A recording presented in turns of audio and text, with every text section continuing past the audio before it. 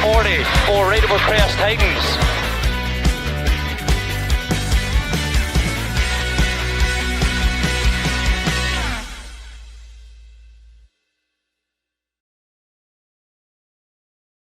Welcome to the SeaconUK Rally Show here on Special Stage, where, as always, we've been all around the UK sampling some of the best rally action on gravel and asphalt for you. Coming up in this show, we've got highlights from the Pro Tyre Motorsport UK Asphalt Rally Championship as the fight for the title headed over to Northern Ireland for the Dam Rally. And we've also got action from the BTRDA and the Welsh Rally Championships from here in Wales, where we've had all manner of weather thrown at us on the Nicky Grist stages. Let's head straight out for some of that action right now.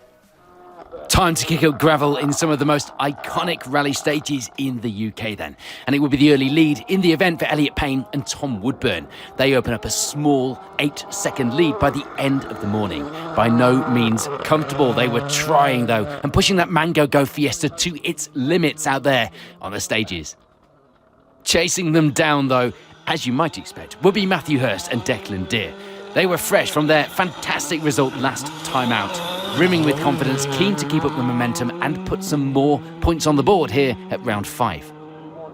Unusually, this season, there would be a bit more of a gap back to Aaron Newby and Jamie Edwards. They should have been in the fight at the front, but the times had them down by 46 seconds. Still, it was third place for the pair for now. Championship perhaps on their mind. Points were points, no matter what the gap was.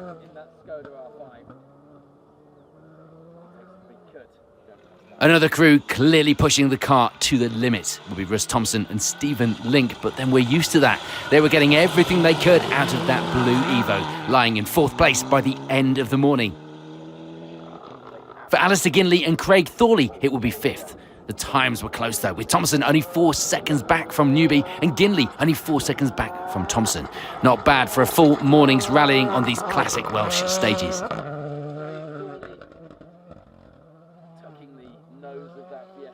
Ian Bainbridge and Will Atkins were trying out the Polo R5 this weekend. They'd start to put in some strong times as well as the morning went on, settling into 6th place overall by the lunch break. Just behind them, it will be Rob Wilson and Richard Crozier, the Evo pair slipping down a little in that Ravenel car as they'd been higher on the results early on, but it was still going well at this stage. And sadly, we'd lose Eddie Lewis and Sean Cunniff after a fantastic start. They'd be up as high as 3rd place at one point on the leaderboard, but would retire with suspension issues on the 4th stage of the day. So taking up that 8th place vacated by the Fiesta pair at the time of their retirement would be Bob Morgan and Aid Williams. The Skoda pair going well, 14 seconds off the car up ahead.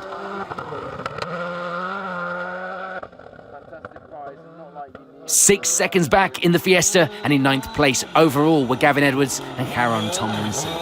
They could build on that position through the afternoon if they kept up this pace. And rounding out our top 10 for now were Ian Joel and Graham Wood in that glorious Escort Cosworth, mixing it with the modern machinery and giving plenty of airtime to MRF for their BTRDA sponsorship. Just outside the top 10, certainly with their sights set on it. Leading the way in the 2-wheel drive cars will be Jason Pritchard and Phil Clark. Their home event, of course, as far as Jason was concerned. The rally starting in his hometown, but that, of course, didn't make the fight on the stages any easier. The pair out this season on selected rallies in the Escort in readiness for the Roger Albert Clark rally in November. Second of the 2-wheel drive crews will be Boyd Kershaw and Keegan Rees, 35 seconds back from Pritchard at this stage, but they didn't have that much of a gap to play with themselves in the rearview mirror.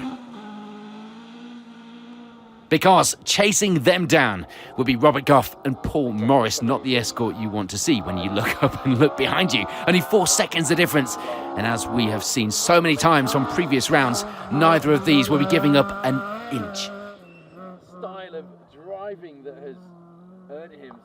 In the R2 Cup, it will be the lead for Liam Clark and Tony Edwards. A strong advantage in that class lead as well by the time they reached service at the midpoint of the day. And we'd lose Alex Cannon and Alan Carr-Frey from that fight. They break a drive shaft on this hairpin, having to pull into the side of the stage to see if there was anything that they could do to fix it and get that car back.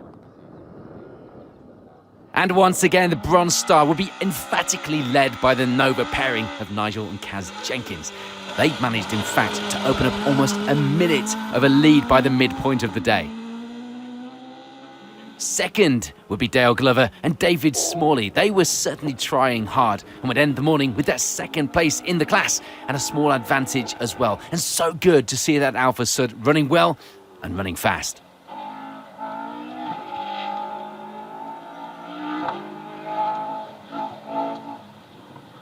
The advantage, though, was small. Chris and James Greenall settling into third place for now, just 9 seconds back from Glover. And there was more attrition through the morning. We lose Adrian and Matt Walk from the results in the very first stage. They have an issue with the engine on the car, coasting to a stop around midway through the stage. And taking a quick look at the rally first crews, it would be the lead there for Adam Quinn and Harry Nicol. They lead a close fight, in fact, in the category. 4 stages under their belts, all to play for. So the morning's stages are complete. Here's a reminder of how the leaderboard is shaping up at the top of the standings here.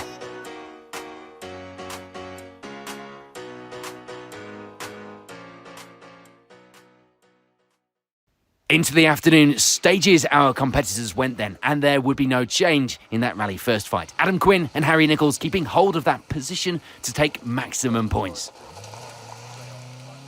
There would, however, be change in the overall Bronze Star category cars. Joe Abbott and Richard Wise ending the event in third place in the standings.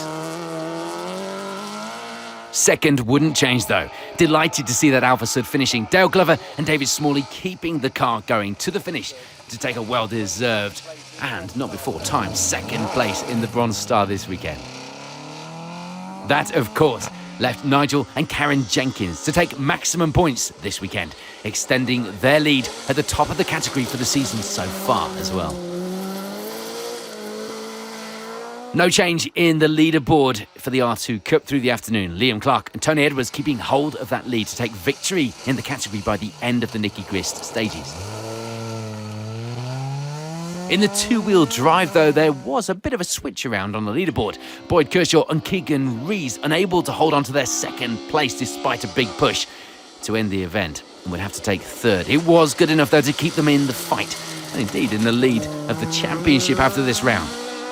Beating them, though, to that second place in the two-wheel drive crews and taking maximum points as far as the BTRDA Silver Star runners were concerned, it was Robert Goff with Paul Morris alongside, turning it up and turning it around, in fact, to take another maximum points haul, seeing them leading the Silver Star standings with dropped scores taken into account. Rounding out the top 10 now will be Jason Pritchard and Phil Clark. They take the two-wheel drive category victory in that historic Spec Escort. A good and pretty dominant performance from the pair on Jason's home event.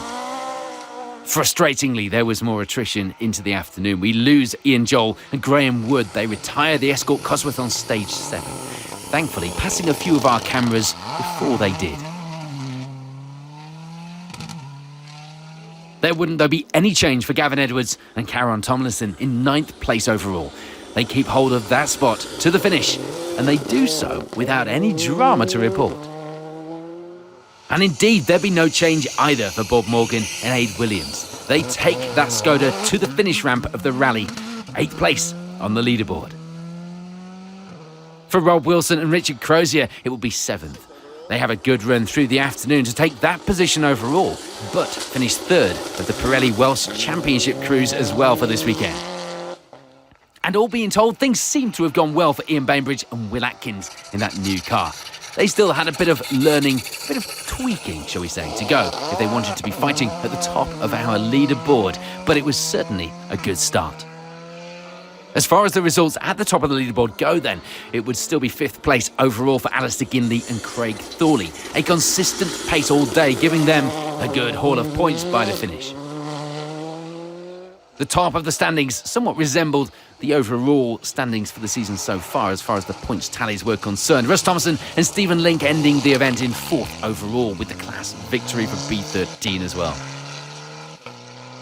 For Aaron Newby and Jamie Edwards, it would be third place. They finish a place down on the championship standings, though, considering where they started today, as they still keep hold of second place, but they're now on a tie break for that position, and it's all to play for. They share that position on the championship standings for the season with Matthew Hurst and Declan Deere, who have a great run themselves to close the gap slightly to just 7 seconds by the end of the day, keeping themselves in contention for victory today. And although that wasn't to be, they're keeping themselves in with a chance of that championship title. But that does mean it's victory this weekend for Elliot Payne and Tom Woodburn. They finish with a small lead in the championship standings heading into the summer break, even with dropped scores taken into account. So, with the Nicky Greer stages complete, here's a reminder of how those overall results shaped up and how the leaderboard looked by the end of the rally.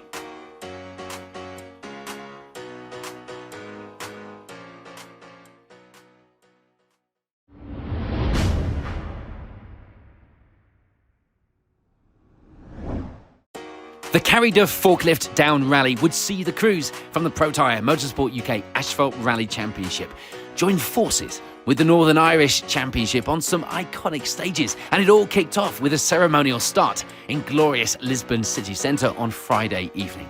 Even the rain didn't stop the crowds from coming out in force to see some of our cars and crews ahead of the competition on the lanes that would start on Saturday morning.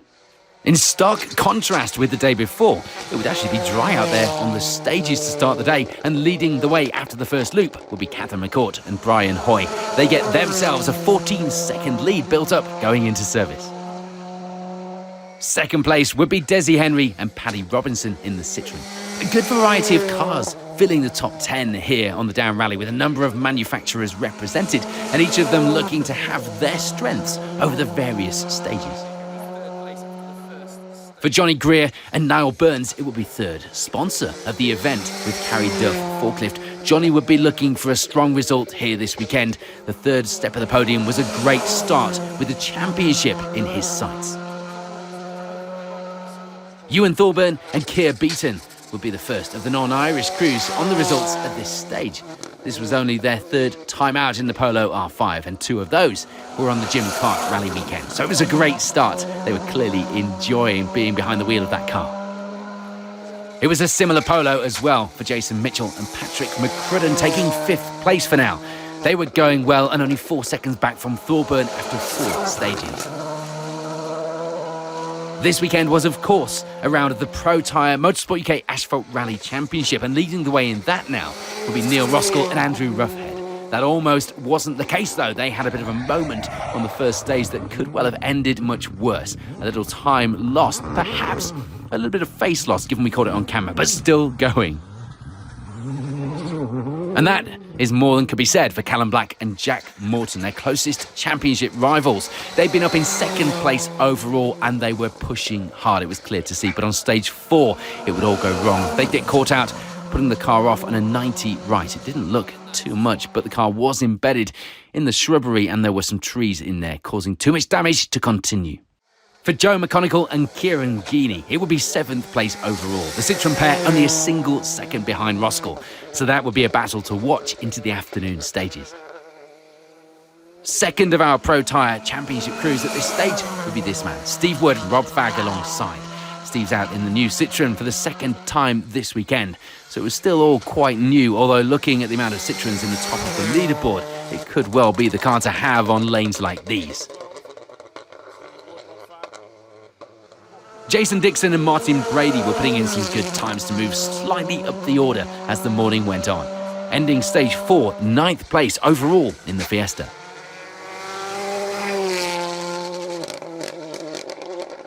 And rounding out the top 10 would be the Hyundai of Alan Carmichael and Claire Williams, 9.4 seconds back from that Fiesta up ahead. The leading two-wheel drive contenders were not too far behind on the overall times either. Richard Moffat and Martin Connolly in the Starlet leading the way. It wasn't hard to see why. And can you see why so many people turn out for Irish rallying to see cars like this in the lanes like these?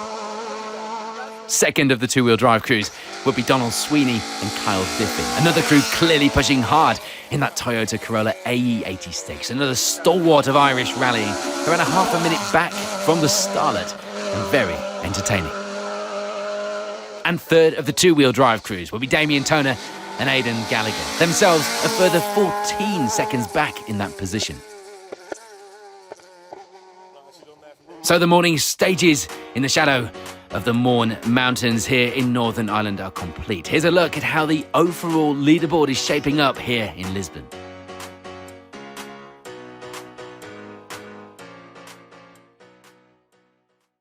We're back out onto these Northern Irish lanes. Tricky as well, with some changeable weather through the afternoon. It will be third place on the Silver Star podium in the Pro Tyre Motorsport UK Asphalt Rally Championship for Andy Scott and Ian Robertson. A result they didn't expect, but were of course glad to take. It was an impressive performance for Sam Adams and Michael Johnston, taking second place. A strong result, especially as they were having some pretty major issues with the gearbox. In fact, having to be pushed into the podium for the photos at the finish. That result also seeing Sam provisionally taking the win in the class and also in the Junior Driver Championship for the season at this round. And taking maximum two-wheel drive points in the Pro Tyre Motorsport UK Asphalt Rally Championship round this weekend will be Darren Atkinson and Phil Sandham. A good drive with Phil stepping back into the breach to help with another maximum points haul, that Haldane Fisher Mark II Escort. This weekend would see another of our crews in the Pro Tyre Championship provisionally walking away with a class victory.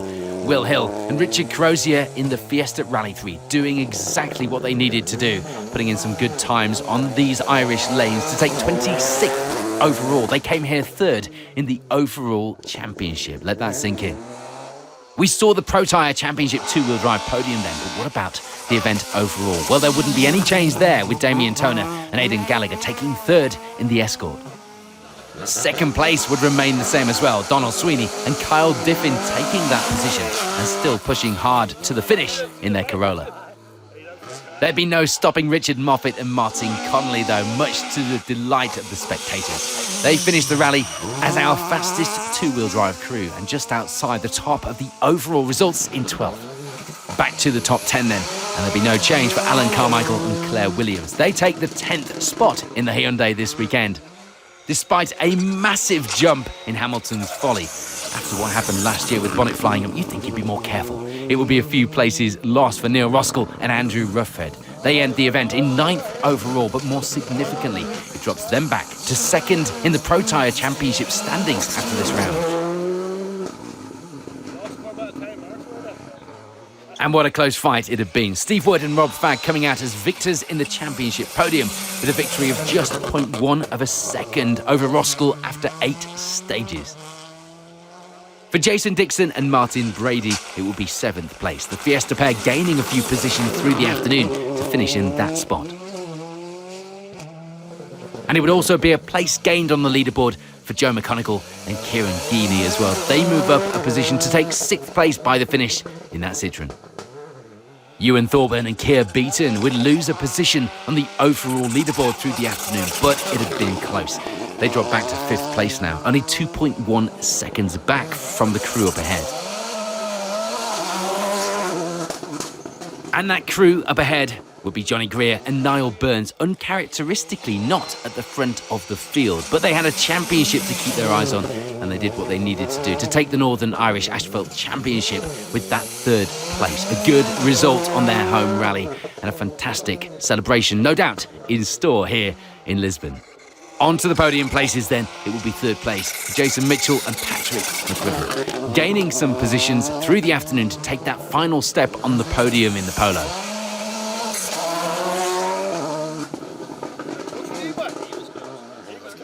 No change above them though, Desi Henry and Paddy Robinson ending the rally 2nd place overall, unable to catch our rally leaders, but they didn't let them get too much further away.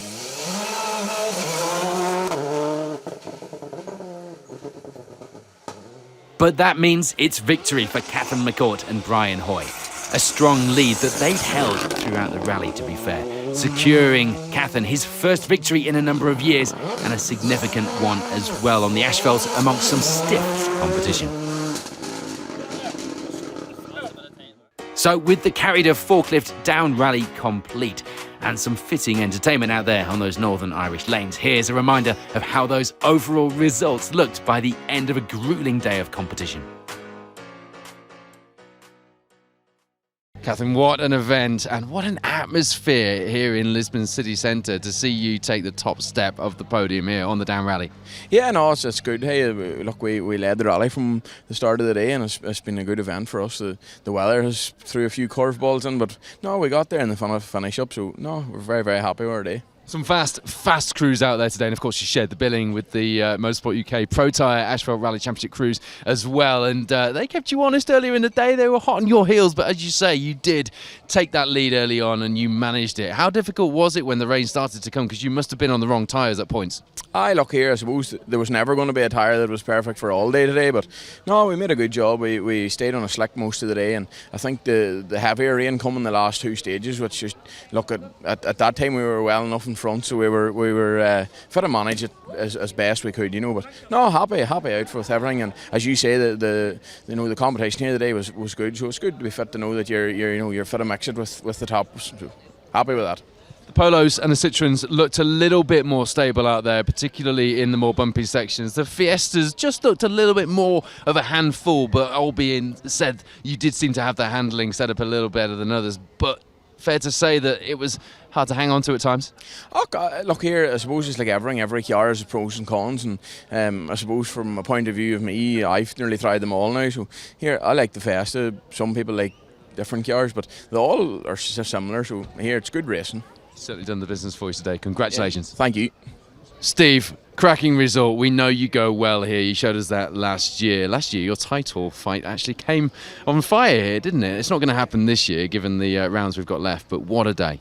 Yeah, it won't happen this year, but it was nice to do that today. But we backed off quite a bit the last couple of stages, so...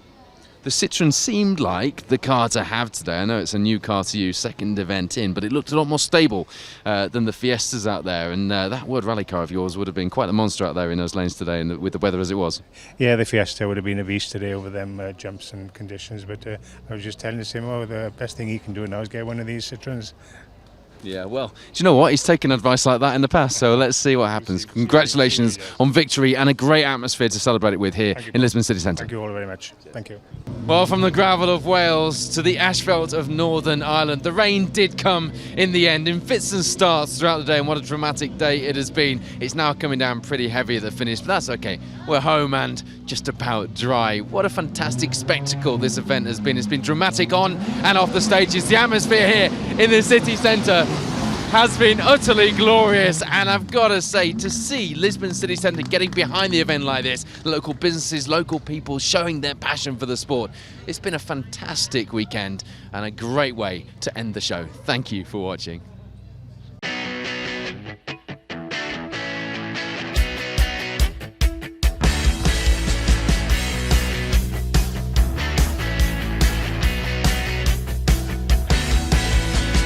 Care 40 for Rateable Crest Titans.